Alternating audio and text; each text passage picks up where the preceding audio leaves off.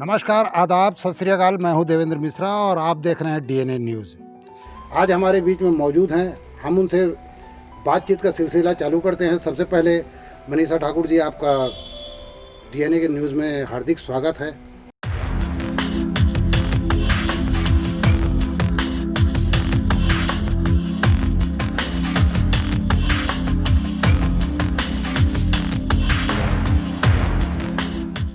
आप बचपने की कुछ यादें होंगी, हर किसी के इंसान के जीवन में ऐसे अविस्मरणीय क्षण आते हैं जो उनको ताज़िंदगी याद रहते हैं। ऐसे कुछ अविस्मरणीय क्षण जो डीएनए के दर्शक आपसे शेयर करना चाहेंगे। वैसे तो बहुत सारी बातें हैं जिसको शेयर कर सकते हैं, लेकिन फिर भी मुझे जो हमेशा एक बात याद आती है कि बचपन से मेरे पिता ने मुझे कहा कि तुम बेटी नहीं हो, तुम बेटा हो। और मेरा नाम तो मनीषा है, लेकिन घर में मुझे मनीष कहते हैं। और शायद वो प्रभाव था, पापा ने हमेशा कहा मनीष, तो मुझे कभी भी हमेशा वो बातें साथ में चलती रही, तो इसलिए मुझे कभी भी ऐसा लगा ही नहीं कि किसी पुरुष और महिला में कोई भेद है। और शायद वो नाम का प्रभाव है जिसके कारण मैंने कभी किसी भेद को समझा भी नहीं। ऐसी खट्टी मीठी कुछ यादें भी हैं जिसमें जब हम बचपन में अपने भाई बहन के साथ खेला करते थे, तो चोर पुलिस का खेल, जो कि हर बच्चे का एक फेवरेट गेम होता था, तो पुलिस बनना एक उस समय भी एक बहुत इच्छा होती थी कि पुलिस बने और पुलिस बन के चोर को पकड़े। तो किस्मत की बात है और माता पिता का आशीर्वाद है कि आज इस जगह पे मैं पहुंच भी गई हूँ। आपने अपने करियर के बारे में कब सोचा? स्कूल या कॉलेज, कई लोगों का ऐसा रहता है कि बचपन से ही एक लक्ष्य निर्धारित हो जाता है कि हमको क्या बनना है। तो आपने कब सोचा कि आप एक पुलिस अफसर बनेंगे, और क्यों सोचा कि सिर्फ पुलिस की ही नौकरी करनी है? बचपन से ही मुझे पढ़ाई में कोई बहुत ज़्यादा विशेष योग्यता नहीं रखती थी।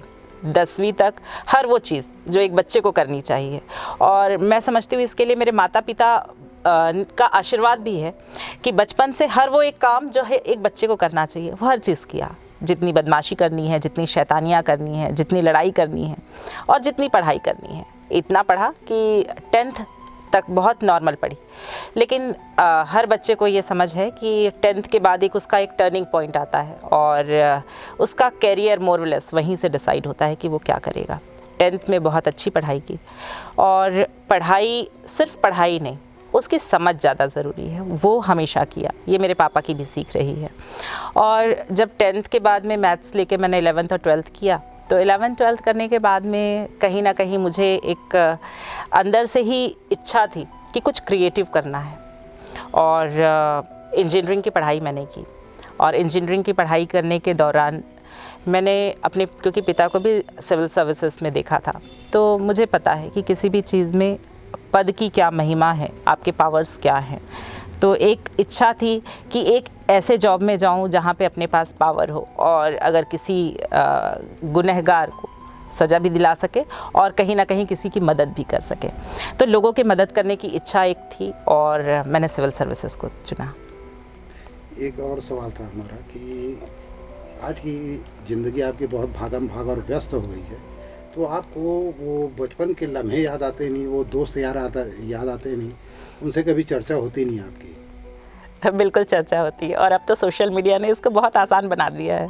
सोशल मीडिया में तो हम हर अपनी एक चीज़, और कई बार क्या होता है कि बहुत पुराने, स्पेशली गर्ल्स के लिए ऐसा होता है, क्योंकि आज अगर मैं अपने पुराने घर में जाती हूँ तो वहाँ आसपास की जो मेरी सहेलियाँ थी, अब उनके सबके घर बदल चुके हैं।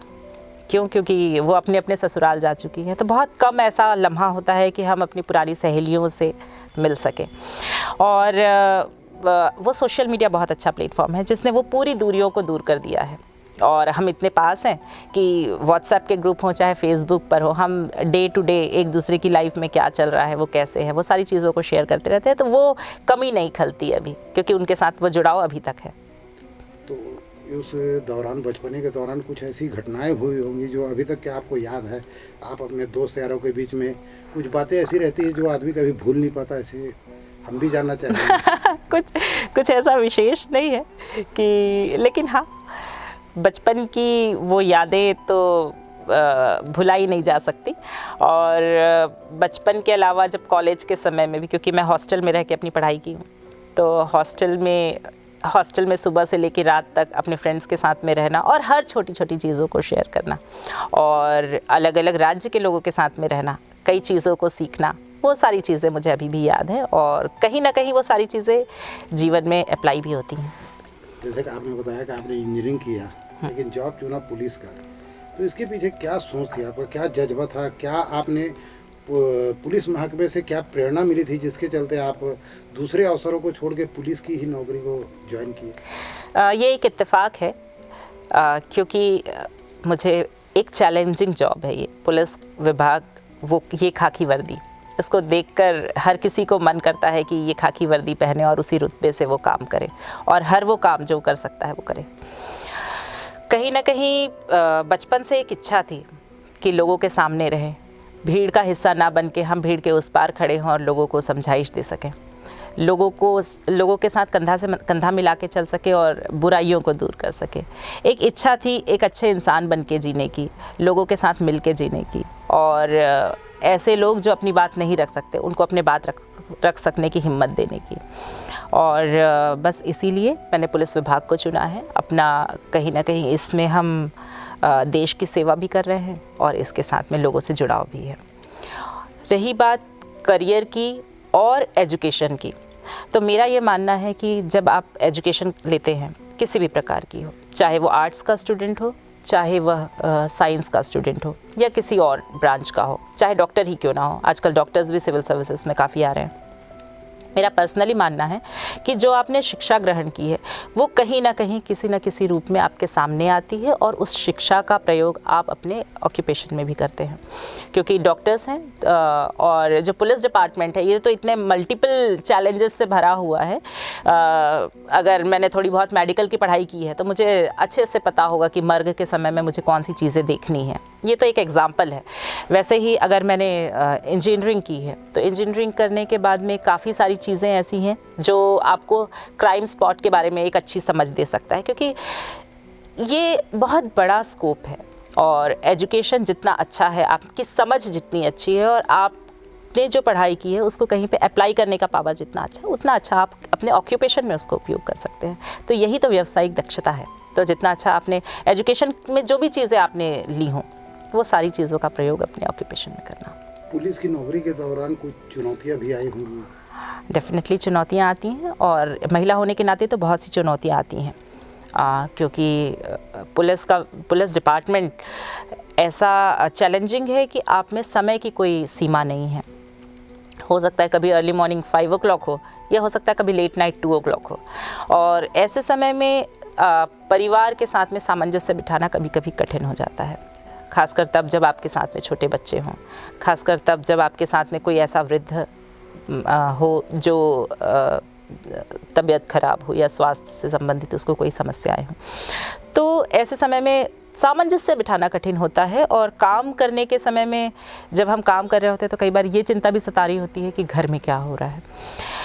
इसके अलावा कई बार वुमेन पुलिस ऑफिसर जब कहीं बाहर ड्यूटी के लिए जाती हैं, ऐसा नहीं कि सिर्फ कोई, क्योंकि क्षेत्र का निर्धारण इसमें नहीं है और पता चलता है कि आप किसी ऐसी जगह में जा रहे हैं जहाँ पे आपको बहुत बेसिक फैसिलिटीज़ भी अवेलेबल नहीं है, तो उस समय थोड़े से चैलेंजेस आते हैं।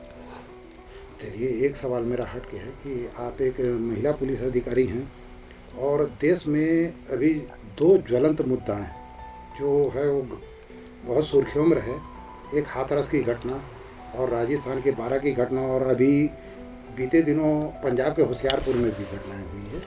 नाबालिग बच्ची के साथ में दुष्कर्म हुआ है। आप एक महिला पुलिस अधिकारी हैं, तो क्या आपका नज़रिया है इस बारे में कि इस पर क्या कानून सख्त होना चाहिए या फिर लोगों में जागृति आनी चाहिए कि ऐसे दुष्कर्म जो है, ऐसे पाप है जो रुके? क्या ज़रूरत महसूस करती हैं? मैं आपको एक छोटा सा एग्जांपल देती हूँ। धमतरी ज़िले की पॉपुलेशन होगी लगभग 7.5 लाख, और धमतरी ज़िले में पुलिस कितनी है? पुलिस है लगभग 1100 सैंक्शनड। इसमें हो सकता है कि पदस्थापना कुछ कम हो, लेकिन आप मानिए कि 7.5 लाख की पॉपुलेशन में 1100 की पुलिस है। और सबसे बड़ा वैसे पुलिस विभाग ही होता है क्योंकि डिस्ट्रीब्यूटेड उनके जॉब होते हैं। इसके अलावा आप देखिए कि जो दीगर डिपार्टमेंट्स हों उसमें भी कुछ ऐसी ही संख्या होगी। प्रशासनिक अमला कितना है जो लोगों को सिखाए, लोगों को समझाए, लोगों तक अपनी बातें रखे और किसी भी क्राइम को, ना केवल सोशल क्राइम बल्कि बाकी जो अपराध हो रहे हैं, जो बहुत गंभीर घटनाएं हो रही हैं, इन सबको रोकने में सार्थक हो सके। तो आज के समय में और लगातार पॉपुलेशन भी बढ़ती जा रही है, इंटरनेट्स में इजीली अवेलेबल इतनी सारी चीज़ें हैं कि आज छोटा बच्चा भी हर कुछ जानता है, जो शायद एक एडल्ट जानता हो, आजकल बच्चा भी हर चीज़ जानता है और उसको इतनी सारी चीज़ें इंटरनेट में इजीली अवेलेबल हो रही हैं। इसके बाद आप इस पे समझिए कि जब लोगों की संख्या इतनी ज़्यादा है, एडमिनिस्ट्रेटिव वर्क करने वालों की संख्या इतनी कम है, तो ये संभव नहीं है कि किसी एक व्यक्ति की आवाज़ हर व्यक्ति तक पहुँचे। आज अगर करीब 950 जनता के पीछे में एक पुलिस वाला होगा, वो भी आप सोचिए कि अगर वो होगा तो वो आप शिफ्ट्स भी उसका नहीं लगा सक रहे हैं। तो आप किसी चीज़ को कंट्रोल करने के लिए अब क्या दायित्व होगा, इसीलिए तो हम कम्युनिटी पुलिसिंग की ओर अग्रसर हुए हैं और कम्युनिटी से ज़्यादा लोगों से इस बात का आग्रह करते हैं कि क्यों हम सामने आए और ऐसे हो रहे अपराधों को रोकें। देखिए, घटना हो जाती है और घटना होने के बाद में हम आवाज़ उठाते हैं, लेकिन हमें ये आवाज़ कब उठानी चाहिए? ये हमें आवाज़ प्रिवेंटिव उठानी चाहिए और प्रिवेंटिव ही हमें प्रयास करना चाहिए। और शायद सबसे पहले प्रयास हमको अपने घर से करना चाहिए। किसी पे एलिगेशन लगाना बहुत आसान है, लेकिन अपने गिरेबान के अंदर झांक के देखना उतना ही कठिन है। हम आज अगर अपने आप को खोल के देखें कि मैं क्या करता हूँ, मैं कैसे रहता हूँ, मैं किसको किस नज़रिए से देखता हूँ, मेरी बहन या मेरी बेटी या मेरी पत्नी या मेरी माँ, ये मेरे लिए सारे पूजनीय हैं, लेकिन मैं बाकी बाहर निकलता हूँ तो बाकी लड़कियों को कैसे देखता हूँ? आज इस क्वेश्चन को हर आदमी को अपने अंदर झांक के देखना चाहिए कि मैं क्या कर रहा हूँ। शायद मेरी सोच उतनी गंदी ना हो, लेकिन पहले मैं अपनी सोच को तो समझूं। उतनी गंदी नहीं, लेकिन मैं अपनी सोच को तो समझूं। तो इस बात को हर व्यक्ति को समझने की ज़रूरत है और ना केवल पुरुष, मैं महिलाओं के लिए भी यही बात कहती हूँ। महिलाओं को भी अपने अंदर ये बात समझने की ज़रूरत है। और जैसा मैंने कहा कि एडमिनिस्ट्रेशन से ही हर चीज़ का सॉल्यूशन नहीं होगा, समाज को अपने भीतर वो सारी चीज़ें लानी होंगी, समाज को अपने अंदर से समझना। जितनी बड़ी से बड़ी कुरीतियाँ थीं वो सारी कैसे एक सोशल लोगों की अवेयरनेस आई और धीरे धीरे चीज़ें हटती गई। तो ऐसे ही लोगों को अपनी ये जो सामाजिक बुराई है, जो कि अगर बड़ी उसमें हो जाए तो वो आप अपराध समझेंगे, और अपराध की रोक तभी हो सकेगी जब हम अपने अंदर से बदलाव करेंगे। तो परिवार इसके लिए बहुत अहम है, माता पिता इसकी शिक्षा देने के लिए बहुत अहम रोल रखते हैं, क्योंकि किसी भी बच्चे की सबसे पहले गुरु जो है वो माता पिता है। तो बचपन से शायद इस बात को लोगों को समझने की और समझाने की ज़रूरत है। तो कोई भी बुराई, कोई भी अपराध तब रुक सकेगा जब सोसाइटी अवेयर होगी। धमतरी ज़िले में भी बहुत सारे इस टाइप के मामले आते रहते हैं, और एक वक्त था जब ये दुष्कर्म के मामलों को लेकर बदनाम था धमतरी। क्योंकि मेरे साथ एक घटना घटी, तो मैं खुद एक चुनाव में को कवरेज करने के लिए गया था, तो एक नेता से मेरा इंट्रोडक्शन कराया गया। तो उन्होंने कहा कि आप धमतरी से हो जहाँ बहुत बलात्कार की घटनाएं होती है, तो ये रिकॉर्ड तो आपके पास भी होगा। तो यहाँ की बेटियाँ, यहाँ की महिलाएं अपने आप को सुरक्षित महसूस करें, इसके लिए क्या बंदोबस्त किए हैं, या क्या पुलिस की तरफ से आप उनको भरोसा दिलाते हैं? निश्चित जितने बच्चियाँ हैं, जितनी महिलाएं हैं, जितने वरिष्ठ महिलाएं हैं, जो भी अगर वो घर से बाहर निकलती हैं तो मेरा मानना है कि वो सुरक्षित है, क्योंकि ये आप कह रहे हैं कि ऐसी बहुत सारी घटनाएं होती रहती हैं, लेकिन मेरा पर्सनली ये मानना है कि धमतरी बहुत ही सुरक्षित है। और यहाँ के लोग, जैसा हमने पहले भी चर्चा किया, यहाँ के लोग मिलनसार हैं और लोग एक दूसरे के लिए सामने आने वाले हैं। और जब समाज ऐसा होता है कि एक व्यक्ति के पीछे आवाज़ लगाने के लिए और भी व्यक्ति खड़े होते हैं, तो मुझे नहीं लगता कि कोई ऐसे अपराध करने का दुस्साहस करे। मैं एक चीज़ और कहना चाहूँगी कि मैं आश्वस्त करती हूँ कि अगर ऐसी कोई भी बात सामने आती है तो उसमें कार्रवाई तो निश्चित होगी, लेकिन सबसे पहले ज़रूरत है हमें बहुत छोटी कोई घटना हो जाए उसके बाद इसके लिए आवाज़ उठाने की, एक सेल्फ डिफेंस के मैकेनिज़्म अपने आप के अंदर रखने की। और आज बच्चियों को, आज लड़कियों को, आज महिलाओं को इतना जागरूक होने की ज़रूरत है कि अपनी रक्षा वो स्वयं करें। और इसलिए भी क्योंकि अगर जब वो सेल्फ डिफेंस करती हैं तो एक अलग सा कॉन्फिडेंस आता है। आज मैं अगर यहाँ पे यूनिफॉर्म पहन के इस बात को बहुत कॉन्फिडेंस से बोल सकती हूँ। शायद आज से 15 साल पहले जब मैं किसी नौकरी में नहीं थी या मैंने ट्रेनिंग नहीं ली थी या मुझ में कॉन्फिडेंस नहीं था, तब मैं इतने कॉन्फिडेंट नहीं थी कि शायद अगर कुछ होगा तो मैं अपने लिए अपने आप को प्रोटेक्ट कर पाऊँगी। लेकिन जब हम उसी बारे में सोचते हैं और अपने को डिफेंसिव मोड में हम रहते हैं और अपने आप को कैसे सुरक्षित रखना है इस बारे में हम सोच के चलते हैं तो वो बहुत आसान होता है। और इसमें महत्वपूर्ण ये है कि ये घटनाएं शुरू कैसे होती हैं। स्पेशली बच्चियों के लिए मैं बोलना चाहूँगी कि ये शुरू होती हैं जब आप किसी स्कूल कॉलेज में जा रहे हैं। हम बहुत सारी चीज़ों को बहुत सारी चीज़ों को डे टू डे देखते हैं। और महिलाओं में, बच्चियों में एक सिक्स्थ सेंस है कि वो समझ सकते हैं कि आसपास कुछ अलग सा चल रहा है, कुछ ऐसा चल रहा है जो नॉर्मल नहीं है। तो अपने आप को बचाने के लिए वो कैसे बोल सकती है, कैसे अपनी आवाज़ उठा सकती है। बहुत शासन ने भी उसके लिए प्रयास किए हैं। बहुत सारे नंबर्स भी ऐसे जारी किए हैं जिसमें पुलिस कंट्रोल रूम के इजीली नंबर्स 100 नंबर डायल करने पे वो सुविधा मिलती है। जो कुछ अन्य ज़िले हैं, जो बड़े 11 ज़िले हैं जिसमें डायल 112 की फैसिलिटीज़ हैं, वहाँ पे 112 के अलग अलग ऐप्स हैं जिसमें SOS का बटन दबा के वो अपने लिए हेल्प ले सकती हैं। तो जब कोई ऐसी छोटी घटना होती है और आप देखते हैं कि चलते फिरते कोई आपको छीटाकशी कर रहा है, तो अगर आपने उस दिन आवाज़ नहीं उठाया तो शायद अगर वो आवाज़ उठा दे तो वो चीज़ वहीं पे स्टॉप हो जाए। तो ये जो पहली आवाज़ उठाने की, जो उसको अपने अंदर ताकत लाने की ज़रूरत है, वो बहुत आवश्यक है। और जब ऐसी छोटी छोटी बातों को वो इग्नोर करती जाएंगी तो कोई अनहोनी भी हो सकती है। तो अगर ऐसी कोई भी बात वो अपने आसपास में, कोई पड़ोस में, अपने स्कूल जाने के रास्ते में, कॉलेज जाने के रास्ते में या अपने ऑफिस जाने के रास्ते में अगर ऐसी कोई भी चीज़ उनको दिखती है तो उसको, चाहे अपने पेरेंट्स को हो या किसी सक्षम अधिकारी को हो, कहीं ना कहीं उसको अपनी बात रखनी ज़रूर चाहिए। और शायद ऐसे में एक अच्छा वातावरण भी बनेगा और कहीं ना कहीं हमारे आसपास के जो लोग हैं, जो एक सोसाइटी है, सोसाइटी के लोग भी इस बात से अवेयर हैं कि घटनाएं कैसे हो रही हैं, तो वो भी इसके लिए हमेशा सामने आते हैं। आखिरी में हमारे DNA दर्शकों के लिए 2 शब्द।